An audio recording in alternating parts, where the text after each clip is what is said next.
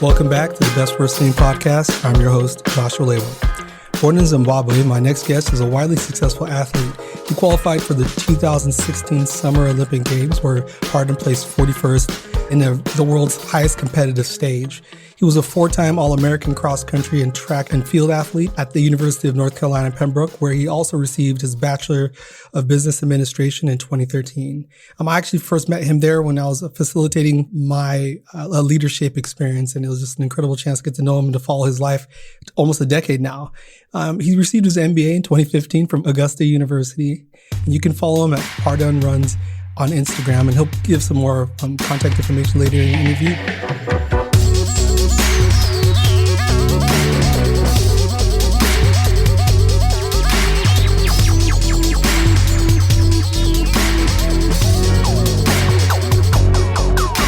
I want to welcome Pardon Ndhlovu. How are you? Well, I'm doing well. Thank you for having me, and I'm excited to be here. Yes, I can't believe it has been 10 years, and the life is a way of bringing us around together and keep us connected. So I'm happy to be here. Well, one of the things that I really enjoy about my experience in higher education and just also with leadership is they've sent me all around the country, and so I got a chance, over the years, I think that Pembroke one was my first leadership. So I was nervous and scared to facilitate that 6-Day Institute with a great co-lead, Craig. Yes. But it was just a wonderful experience that kept me in it. And the good thing about it is I get a chance to connect with people like you. I knew you were an athlete back then, running track and field over at UNC Pembroke. I didn't know much about the institution prior to getting there, but then also just to watch you kind of work through your career into the Olympics. And I was like, this is mind blowing. I know somebody who actually made it to the Olympics. And so I appreciate you being with us. So I know we'll get into the backstory, but can you tell us a little bit more about what you're doing right now? Yeah. So right now, my wife and I lives in Boone, North Carolina. After we graduated from Pembroke, went to Augusta University, where as a graduate assistant, and I helped coaching the team there, and then moved to Boone in 2017. The move really was inspired by me to find a group to train with. So right now I'm training with a professional running group called On-Zep Endurance that is based in Blowing Rock. And also I'm an endurance coach. So I coach distance runners of any ages, people that are trying to get their best in running. Mainly the focus is from 5K to marathons. So that's what I've been doing. That's what I'm doing every day. But pretty much, my day really runs around, waking up in the morning, going for a run for training, and then coming back in the afternoon, doing some little work with coaching, and then going back for another run and stuff. And then, doing all that over and over again. So, yeah. Yeah. That's great. So do you mind talking about your coaching a little bit? Because, I can imagine transitioning from an athlete, where you're the person on the main stage and it's really about you or your team, to kind of really working with clients, at a wide range of ages, whatever their goals are. And can you talk about that transition? Yeah, so the world of fitness is really expanded a lot in terms of people that are trying to find some coaches to give them guidance, some that have experience in it, either at an elite level or not. And, and I think that has actually accelerated in the age of the pandemic this year, because now you have got gyms that are closed.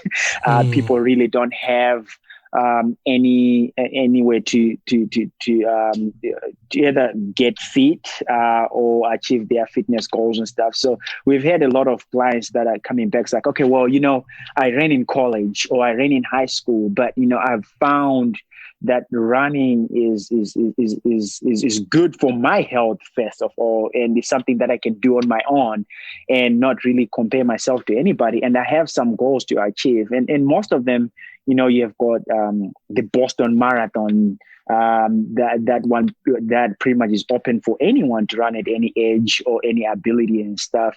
And running is offered somewhat of an opportunity that you can actually stand on the same line as elite athletes that have broken world records, Olympians, or anybody else and stuff. So what we've been doing is, I've had people that come in there 40 years old and say, okay, well, where can I start and how can I be better?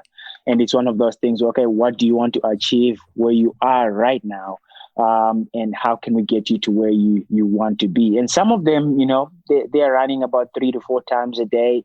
And some of them are running 6 to 7 times a day.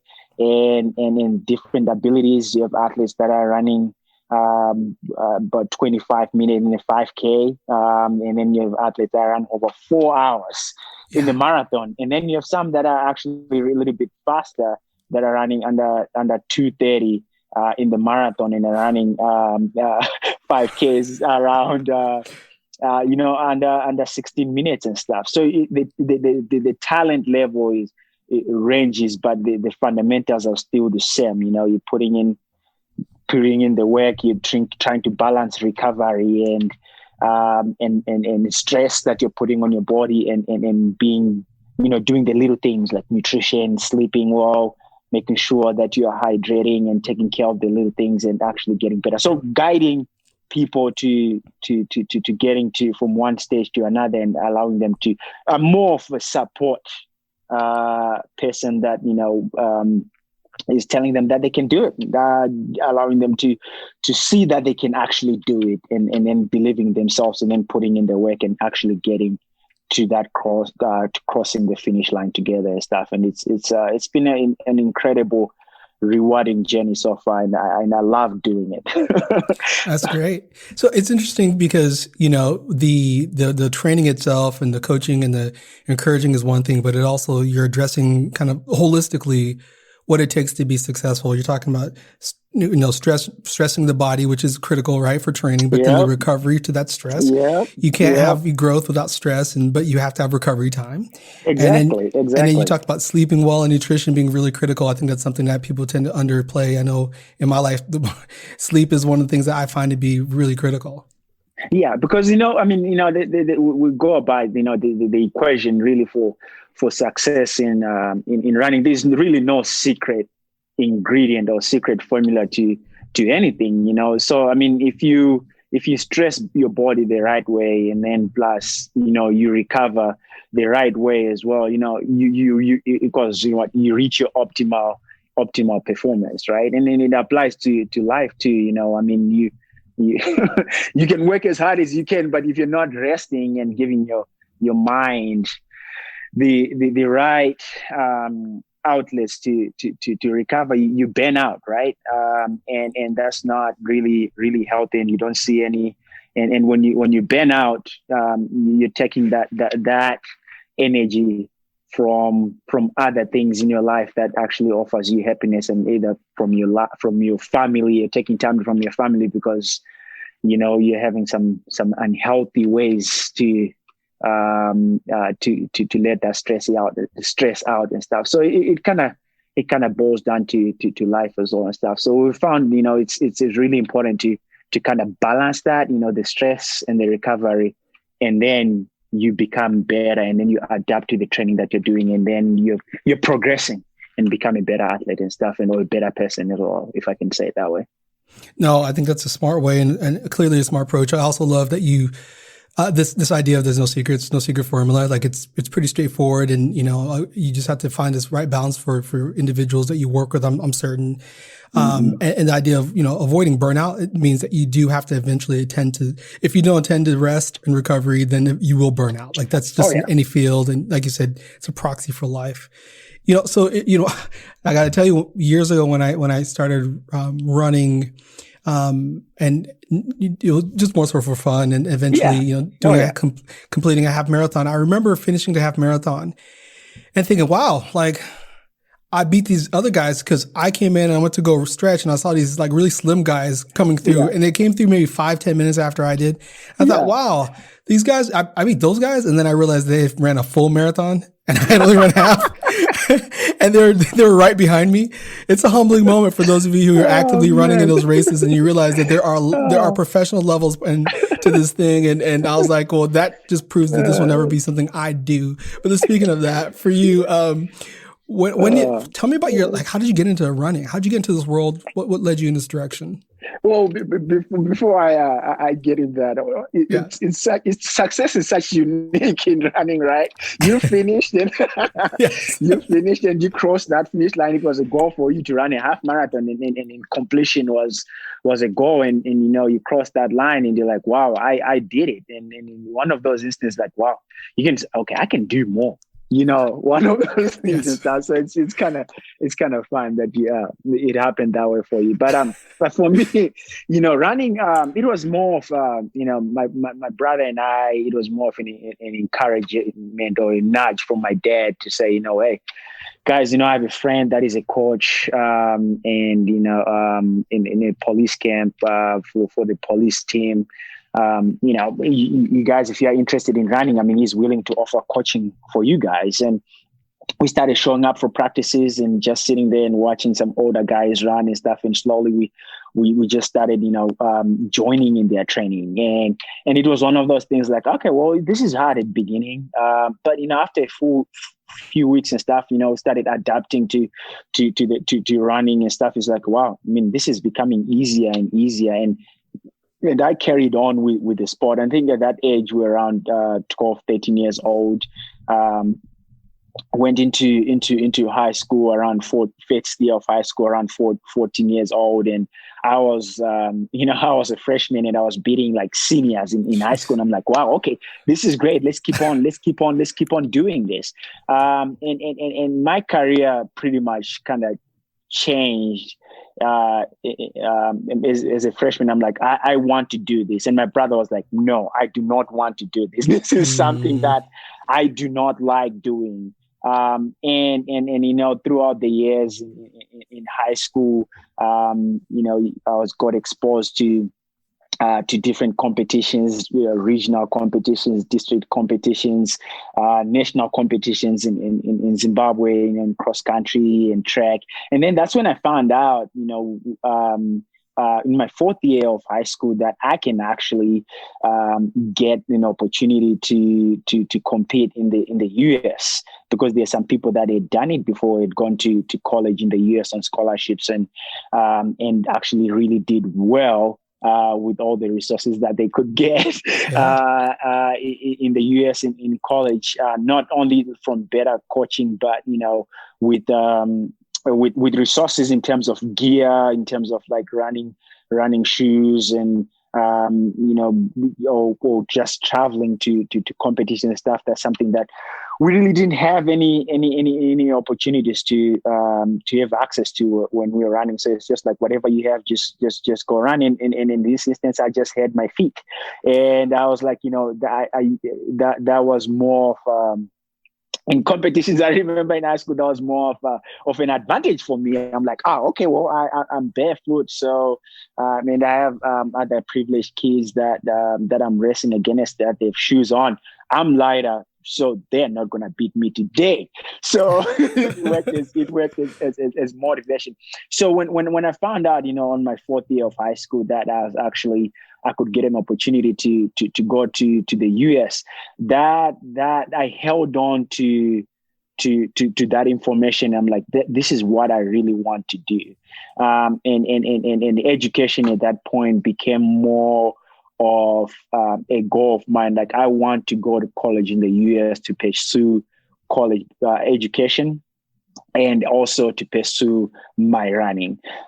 So, the education system pretty much in Zimbabwe, high school is 6 years. So, you get to 4 years, and then after 4 years, you write the ordinary level exams. And then if you pass those, you go ahead and to advanced level. Pretty much advanced level prepares you for college. In which college, the most degrees that you take in Zimbabwe are 2-year degrees and stuff, because you've had advanced level, which is the 2 years that prepared you for college. And when you go to college, you get straight into what you're studying.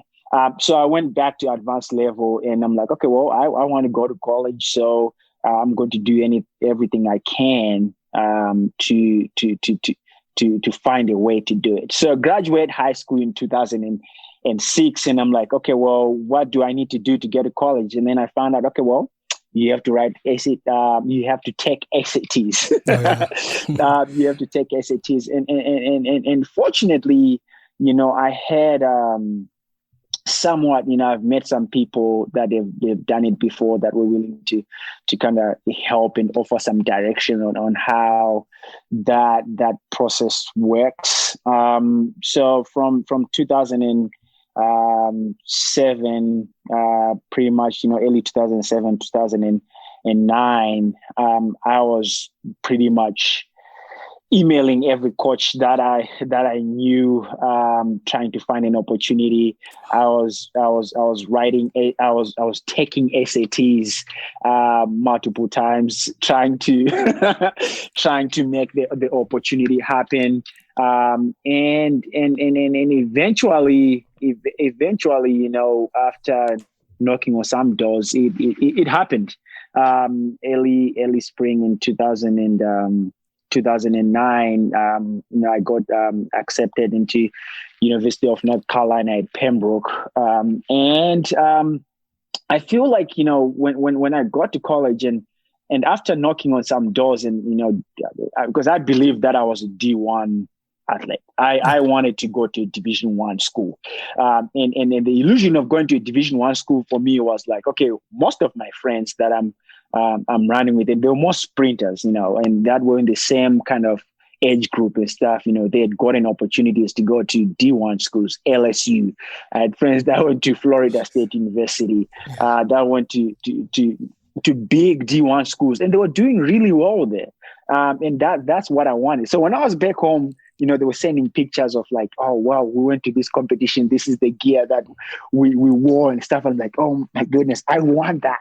That is what I want, because my talent level is at that level too. So that's what I wanted. But what was holding me back is I didn't have the grades. I was a 2.0 student, from high school.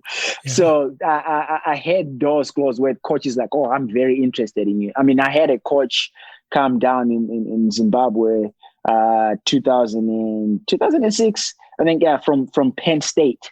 The head cross-country coach, and it's like, oh, I'm very interested in you. When I go back and stuff, I'm going to do everything to make sure that, you come to my school. And then, she comes back and is like, man, your grades are holding you back.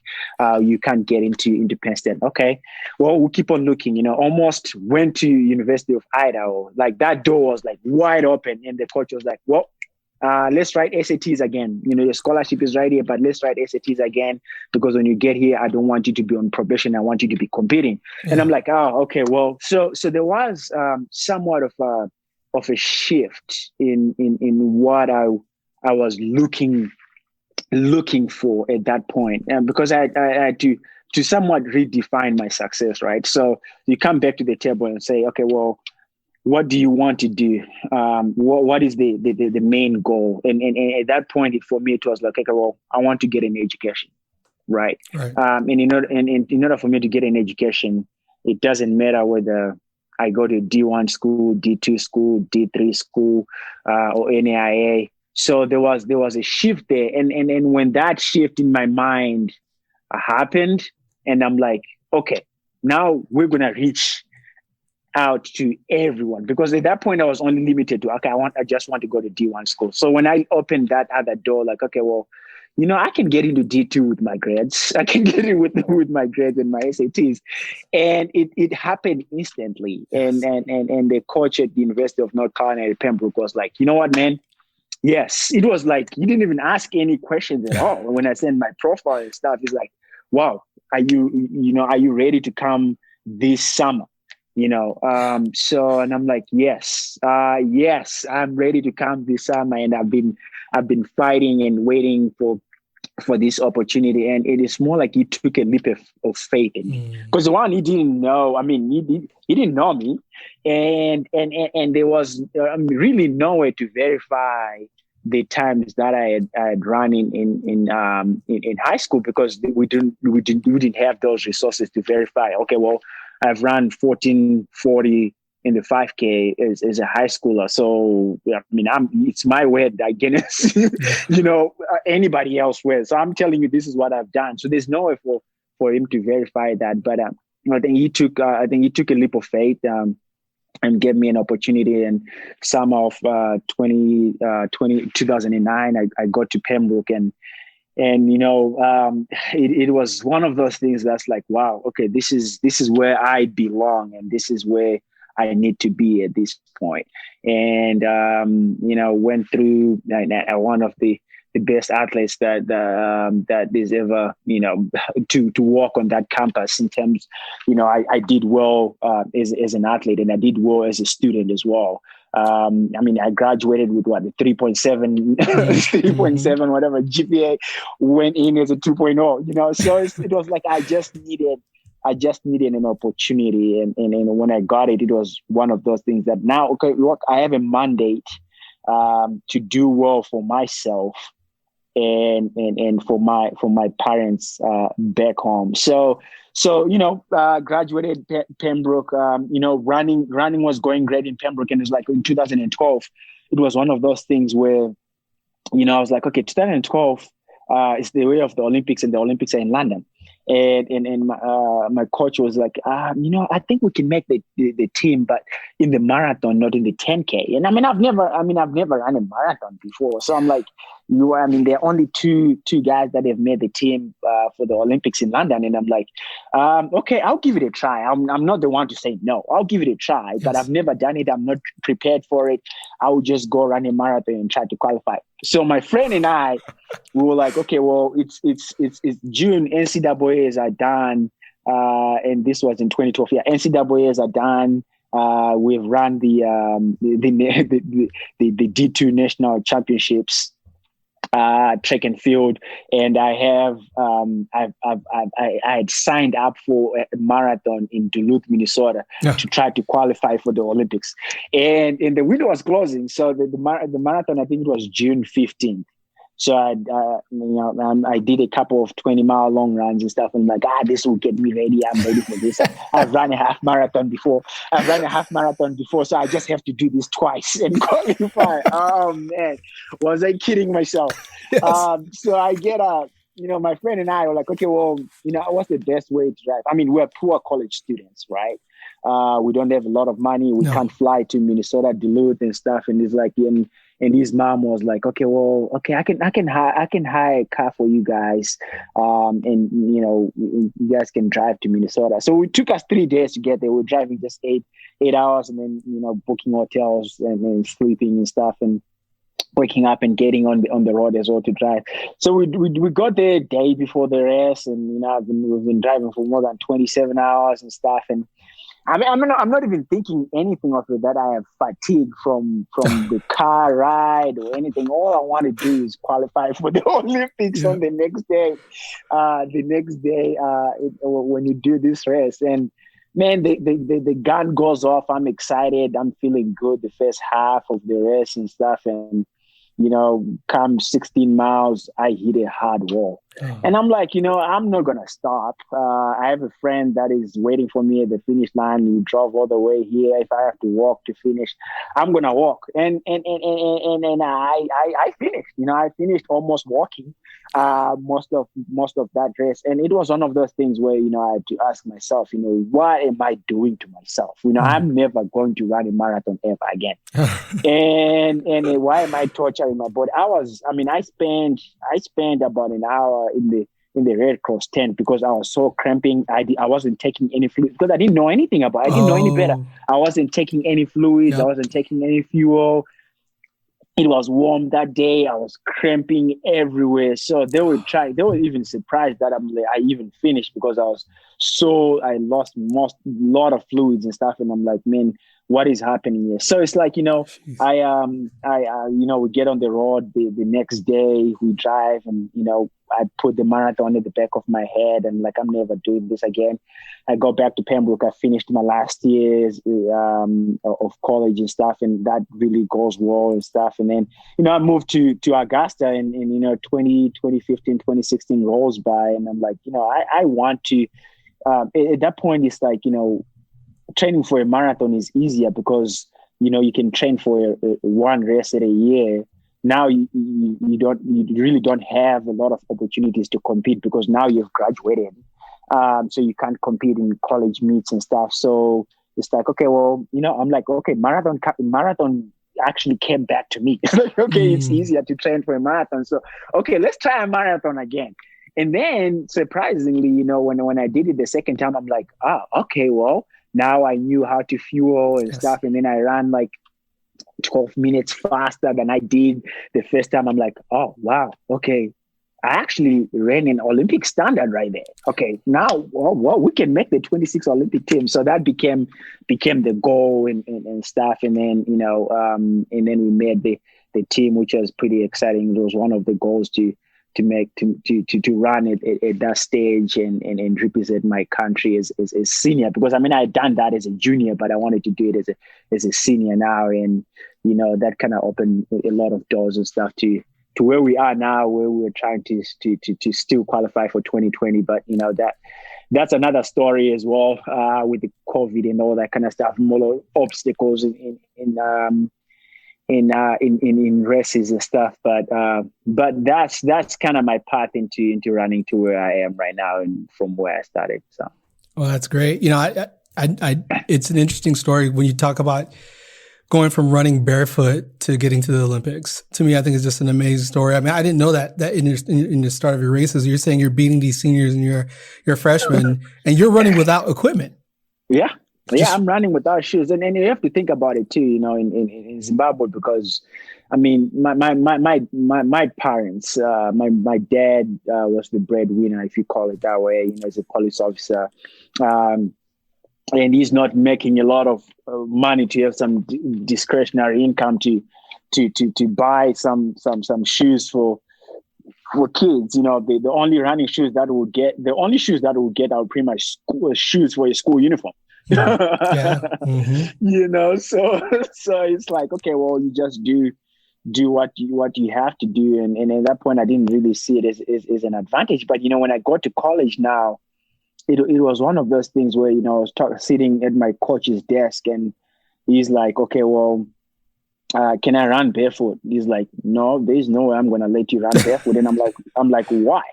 And he's like, well, one, it's like, you're running on pavement, and then there's glass everywhere and stuff. And when I was back home, I didn't even look at that as anything of a big deal, because after a run, I would come back and my mom, I would ask she would see some blood blisters on my foot, and what she would do is she would just warm water and put some salt in it and soak my legs. And then tomorrow I'm out there running again barefoot on pavement, and I come back and I do it over and over again, and then sometimes, if you get a cut, you take a few days off, but you're back again and doing it again. So coach was like, nope, we're not doing that because we don't want any disruptions in training and stuff, but back then I didn't know any better.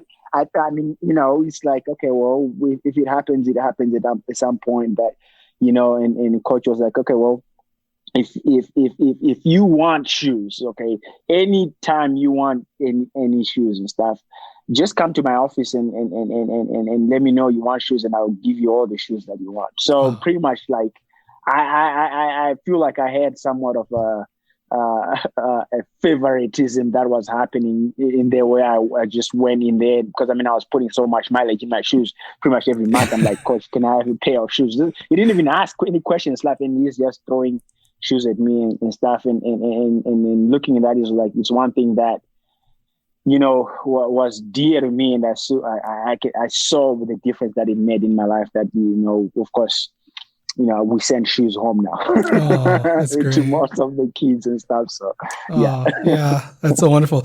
I don't know, if I was a coach and you came to me and said, I'd like to run barefoot, I'm sure not growing up in Zimbabwe, I'm certain I would have some questions too. Just amazing. Again, I have barefoot to Olympics, and 2.0 to NBA, which is incredible. So if you could just talk to me a little bit about, you mentioned your dad being a police officer, and you had mentioned your brother, just a little bit more about back home, just your family. Yeah. So we grew up in a police camp. My dad was a police officer, and my mom pretty much, looked after us. And I have 3 sisters. education was pretty much, the core of everything. If they could buy you a pair of shoes, a pair of clothes, at Christmas and stuff, they would make sure that school fees is paid. So we never missed a day. Never missed a day. No matter how bad you're doing in school, it's like, you're going to go to school. There's no you're not going to go to school unless if you're sick. And at the end of every semester of every term, they want to know how well you did. So you have to bring your grade book, and then you have that talk of, okay, well, what happened with this math here? What happened with science this time and stuff? You need to get better, going to the next semester and stuff. So, and then you go on the holidays and stuff. And so, it was a functional, it was, and it still is a functional family. And I was fortunate enough to have both our parents in our lives to offer that support. And in my career, pretty much, it was one of those things where, they let me do, I would tell them what I wanted to do, and it was never a no. And the only limitation, sometimes it was financial limitation, but my mom would go out and borrow money from some of her friends and stuff just to give me to go to races, and stuff. And I'm not sure what she was saying, but it was one of those things where she's not going to let my dreams manifest because she didn't have any resources to do it. She's going to find some way for that to happen. So my dad is retired now. And they moved to the village where pretty much, their life is evolved around raising chickens and agriculture and growing some maize and any plants, any food and stuff. So just self-sustenance at this point, and we offer them support whenever they need support and stuff. So, and my sisters, two of my sisters are married, and they're in Botswana. And my youngest sister actually just finished high school. So I'm trying to figure out what she wants to do and providing support in that instance. And my twin brother is a police officer, so he followed my dad's path, in which I had an opportunity to do that, but it would have limited my goal of getting an education, and I didn't want to go that route. And they were very understanding in that. It's okay, you chase your dream, and but there's an option. If you want to be a police officer, it's easier for you to do it. And I chose the harder part, the harder part for myself. Yeah. Well, it's interesting. You have a twin brother who's a police officer, and I have a twin brother who's a police officer as well. Oh, wow. He's a police officer. Yeah. Oh, wow. So we're the guys who went the hard route and work hard, and we're great athletes with great bodies, and they're just lazy. Yes. I'm just playing. My brother's gonna love that when he hears this. Anyway. Yes. Just one other thing before we pause and take a break. I noticed you talked about how there was a shift, and I think this is really important. When you're first focused in on going to D1 schools, and that was just kind of the priority, and you were finding some closed doors, and then for you to be able to turn around and say, you know what, I want to relook at this and look at focusing on what I really want. What I really want is an education. Right. I can run anywhere, but I can get an education. And right. I think that was an important switch for you, because once you made that decision, then you expanded your field, right? And the doors right. open, and then the best, like the opportunity at Pembroke happened, which is really incredible. I think that's a good kind of example to people out there listening, that when doors are being closed, are you limiting yourself by your options? And can you step back and expand and figure out what is it that's really important to you? Like, what is it that you really value, and what are your priorities? And if you can step back and look at what's really important to you, you might realize you have more options than you're giving yourself. Also, I think that story illustrates that wonderfully. We're going to take a little bit of a break here, and then we're going to get into the big question.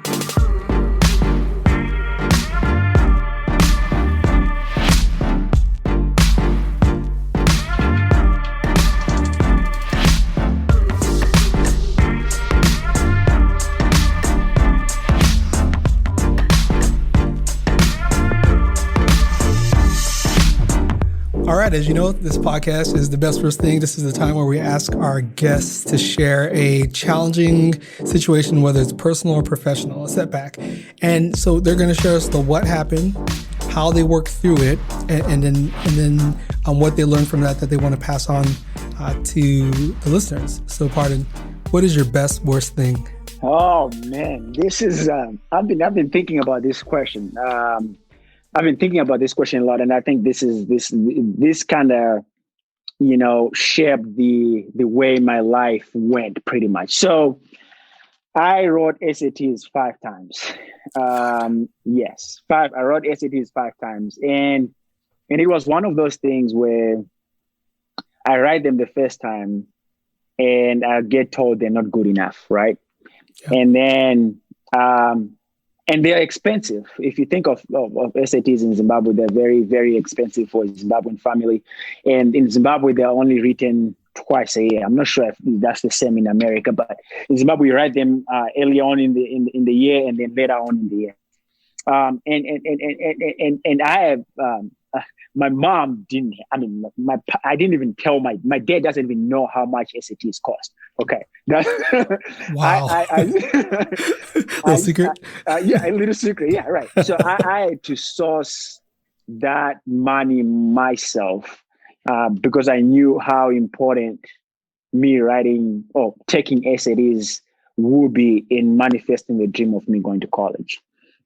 So it was one of those things. If I had gone to my parents and said, okay, this is how much it costs. Now looking at how much they made, I think it would have been one of those points like, why are you doing it? Why did you just become a police officer or just find something else to do? So I had to keep that myself and keep on writing them and keep on taking them. So I took the SATs the second time and my score was a little bit better. I took them the third time, it was a little bit better. And I was getting tired of them, but I kept on coming back and I took them the fourth time, the score was a little bit better. And I could have gotten into college, into D2 college or D3 college or NIA the first time I took them. But because I wanted to go to a D1 school, I kept on taking them because I wanted to keep on coming back and making sure that, I do everything I do in my power to make that goal of going to the US and getting a full scholarship actually real. And I took them the fifth time. They were good enough to get me into the University of Idaho, but not good enough for me to compete at that point and be eligible to compete. So the coach comes back and is like, okay, well, so in order for us to actually clear you to compete, you have to take them the sixth time. And I'm like, there's no way I'm gonna do that. I am tired of SATs, and I'm not gonna do them. And honestly, looking at that story right there of me taking SATs 5 times, it was more of like, okay, well, I was patient enough to keep on coming back and hopeful enough that the right door was going to be open. And I think that the doors that were being closed were not the right doors for me. And looking at what ended up happening at Pembroke, for myself, it's like, okay, well, I had a great career, that pushed me forward to dream about being an Olympian. I met a great wife there, and that's where I needed to be. No matter how long it took for me to get there or what it took for me to get there, I think the obstacles that I faced along the way, I think writing SATs multiple times didn't really determine or failing SATs or being told that they are not enough did not determine where my future was going to be set, So I kept on coming back, and I think the doors that were supposed to be closed were closed, and the doors that were supposed to be opened, it led me to being at Pembroke and actually meeting the right people that propelled my career to be where it is right now. And I look at it more of as a community, as a community success, right? Because I wasn't really doing it all this by myself. I mean, I had friends that were encouraging me to to write SATs over and over again. And of course, my mom knew what was happening. My dad really not that much, but still, it was one of those things that, there's a true testament of patience, that patience eventually pays off, and it opens the doors that actually needs to be opened. And then, failing one day really doesn't mean that it's failing for a lifetime. Wow, that's pretty powerful. Failing for one day doesn't mean it's failing for a lifetime. I think that captures a lot about what this whole conversation is about, really. Yeah. Those 5 SATs, I can imagine, when I send money home to Uganda for family, it's amazing how far an American dollar goes. So I can't imagine how the expense would look like when you're in Zimbabwe and you're using the local currency. You'd have to be wealthy to be able to take it 5 times, and you're hustling to do it on your own. When Idaho contacted you and said you need a 6th time, I know you must have lost it. Just done. I graduated. I mean, at that point, graduating high school, 2006, and now I'm almost getting to an age where I cannot be close to where I cannot be accepted into college, right? Or eligible enough to compete as a freshman, and I'm like, no, I thank you for the opportunity, but I cannot write SATs again. No. I cannot. I'm just, I'm just ready. I'm just ready for something different. It was one of those points where it's like, okay, my running actually took a suffering a little bit, because you go through a little bit of somewhat, okay, is this really worth it? What am I doing with my life? You're the only one who can actually believe in what you're doing, but everybody else outside cannot see why you're doing what you're doing, right? So it's like I had to protect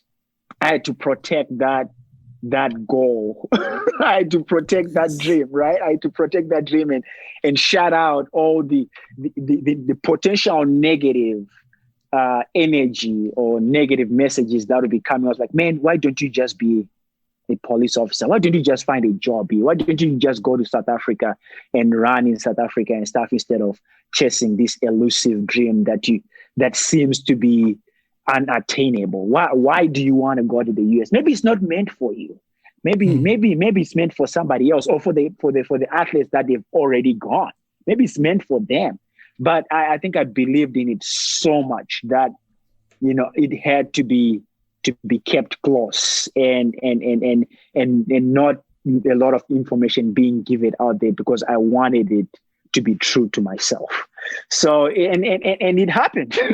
Yes. And it happened. I mean, my parents couldn't afford to buy me a ticket to come to the US, but I found the money to come to the US, one-way ticket to come to college and stuff. And it was one of those things. Okay, well, now you have achieved it, right? And funny story. Now you have achieved it.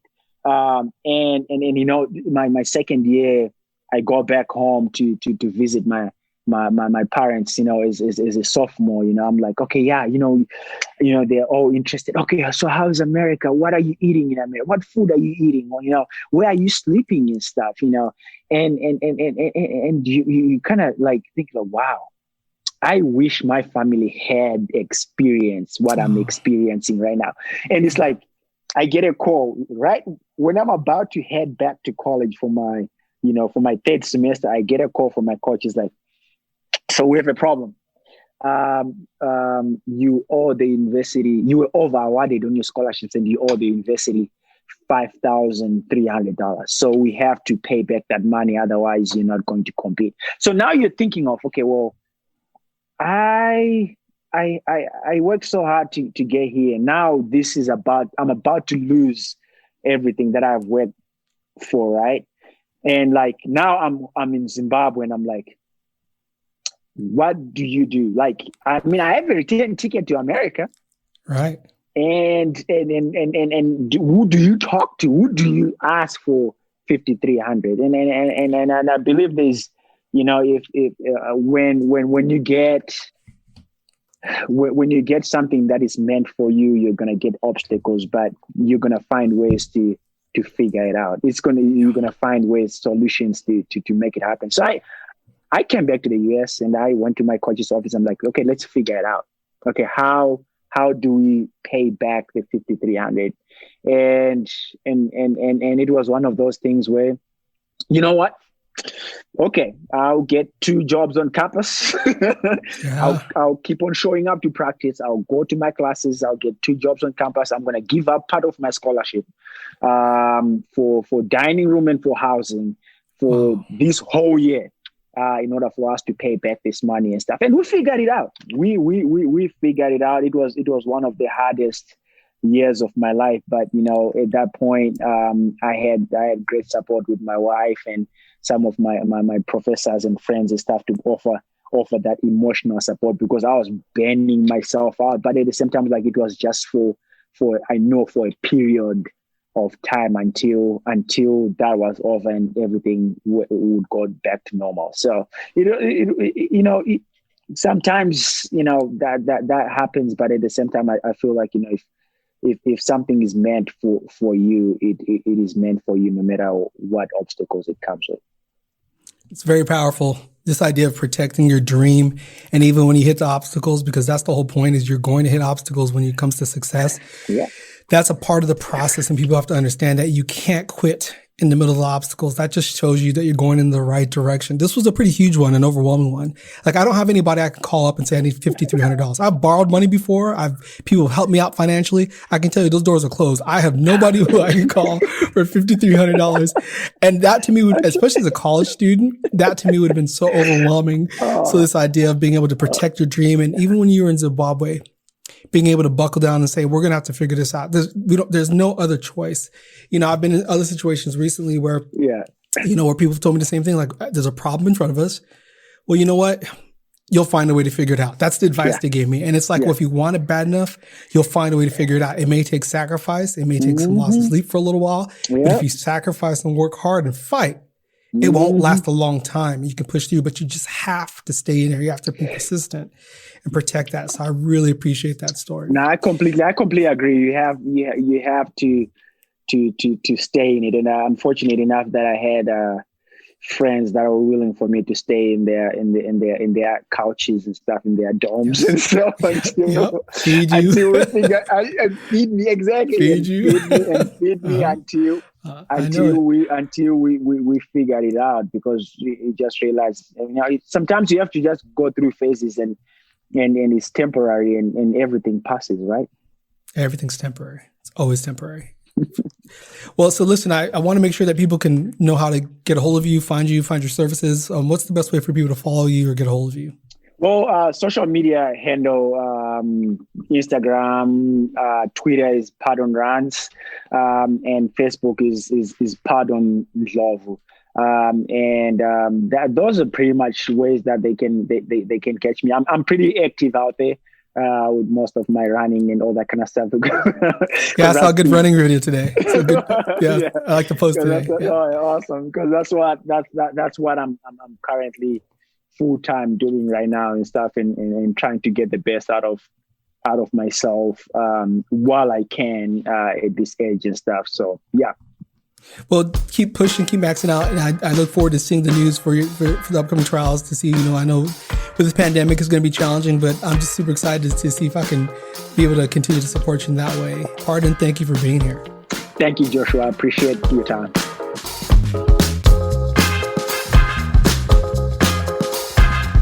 Thank you for listening to the Best Worst Thing podcast. I'm your host, Josh Ndhlovu. Music is produced by Josh One. You can follow him at Boomnote on Instagram and Twitter, and Josh One on Spotify. Our episodes are edited by Cool Jets Audio and Visual.